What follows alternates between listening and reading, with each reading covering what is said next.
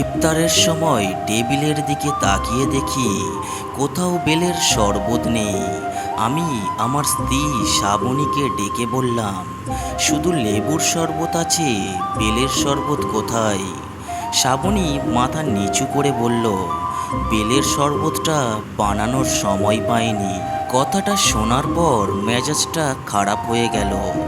শ্রাবণীকে ধমক দিয়ে বললাম, তুমি কি রাষ্ট্র পরিচালনা করো যে শরবত বানানোর সময় পাওনি? সারাদিন রোজা রাখার পর একটু যে বেলের শরবত খাবো সেটাও আমার কপালে নেই। শ্রাবণী আর কিছু না বলে চুপচাপ দাঁড়িয়ে রইল। এই মেয়েকে নিয়ে সমস্যা, কোনো এক কাজ পরিপূর্ণভাবে করতে পারে না। দুপুরের দিকে শ্রাবণীকে বললাম, ফ্রিজে কি মুরগির গোশত আছে? শ্রাবণী বলল, হ্যাঁ আছে।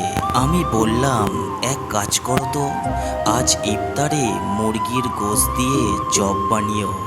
আমার কথা শুনে শ্রাবণী হা হা করে আমার মুখের দিকে তাকিয়ে রইল।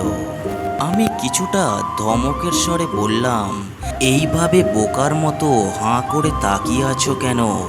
শ্রাবণী বলল, মুরগির গোশত দিয়ে কিভাবে চপ বানাই? এমনিতেই রোজা রেখেছি, আর এখন মধ্য দুপুর, গরমের মেজাজ এমনিতেই খারাপ। তার উপর শ্রাবণীর এই কথা শুনে মেজাজটা আরও খারাপ হয়ে গেল। শ্রাবণীর দিকে রাগী চোখে তাকিয়ে বললাম, তোমার মা কি তোমার রান্না বান্না কিছুই শিখিয়ে বড় করেনি? যেটা বানাতে বলি সেটাই দেখি পারো না। আমি জীবনে সবচেয়ে বড় ভুল করেছি তোমাকে বিয়ে করে। শ্রাবণী কিছু না বলে চুপচাপ আমার সামনে দাঁড়িয়ে রইল। আমি অন্য রুমে চলে গেলাম। এই মেয়েটাকে দেখলেই আমার আজকাল রাগ লাগে। দিন দিন আমার ওকে অসহ্য মনে হয়। ভাত খাওয়ার সময় ভাতের ওপর হাত রাখতেই বুঝলাম ভাতগুলো ঠান্ডা। আমি কিছু না বলে শুধু শ্রাবণীর দিকে তাকালাম। আমার রাগী চেহারা দেখে শ্রাবণী ভয়ে মাথা নিচু করে বলল, আজ ঘুম থেকে উঠতে দেরি হয়ে গেছে, এখন গরম ভাত রান্না করলে আজান দিয়ে দেবে। আজ একটু কষ্ট করে ঠান্ডা ভাত খেয়ে নাও, কাল থেকে আর এমন হবে না। শ্রাবণীর কথা শুনে আমি আর ওকে কিছুই বললাম না। চুপচাপ ভাতের প্লেটটা ফেলে দিয়ে টেবিল থেকে উঠে পড়লাম। আমার বন্ধু খালিদের বাসায় আজ ইফতারের দাওয়াত আছে।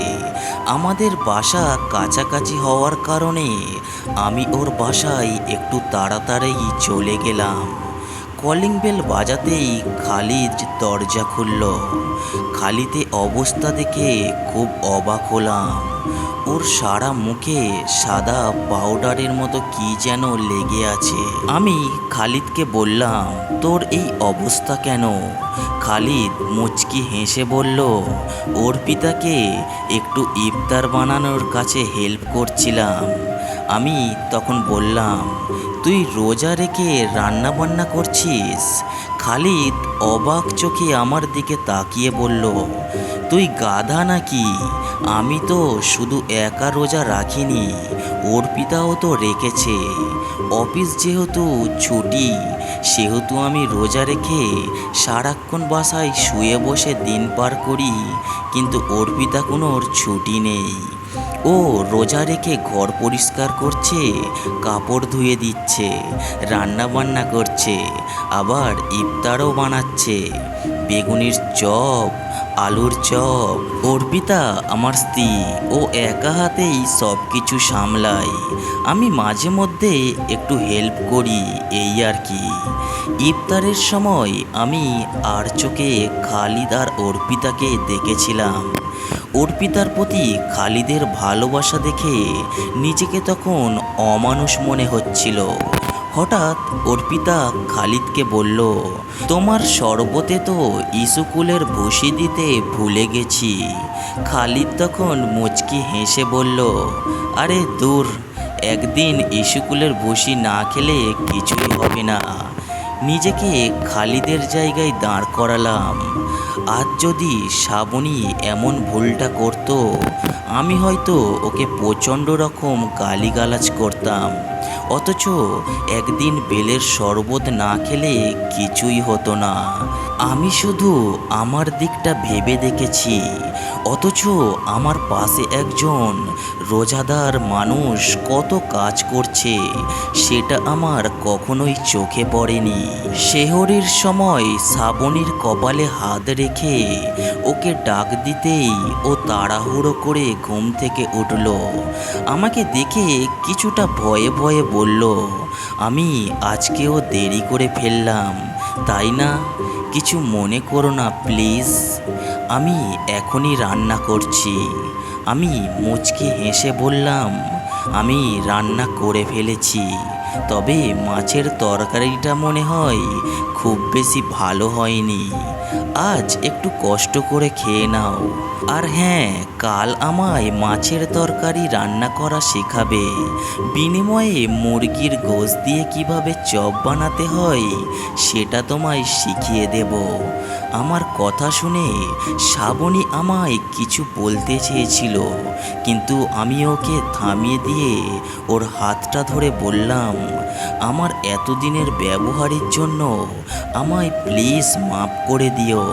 কথা দিচ্ছি পৃথিবীর সবচেয়ে ভালো স্বামী হয়ে তোমাকে দেখাবো। তখন তোমার চোখে আমার প্রতি ভয় না, শুধু ভালোবাসা দেখা যাবে। সবশেষে একটাই কথা বলবো, সকল মুসলমান ভাইদের প্রতি আমার একটাই অনুরোধ রইল, আপনি যেমন রোজা রাখেন তেমনি আপনার মা, বোন, স্ত্রী ওরাও রোজা রাখে। তাই ইফতারে দুই একটা আইটেম কম হলে রাগারাগি না করে বরং ইফতার বানানোর কাজে ওনাদের যতটা সম্ভব সাহায্য করার চেষ্টা করবেন। বেশি কিছু না পারলেও অন্তত শরবত বানানোর দায়িত্বটা নিজে নেন। পৃথিবীর সবচেয়ে বড় দূরত্ব কোনটি জানো? জীবন থেকে মৃত্যু পর্যন্ত। উত্তরটা সঠিক নয়।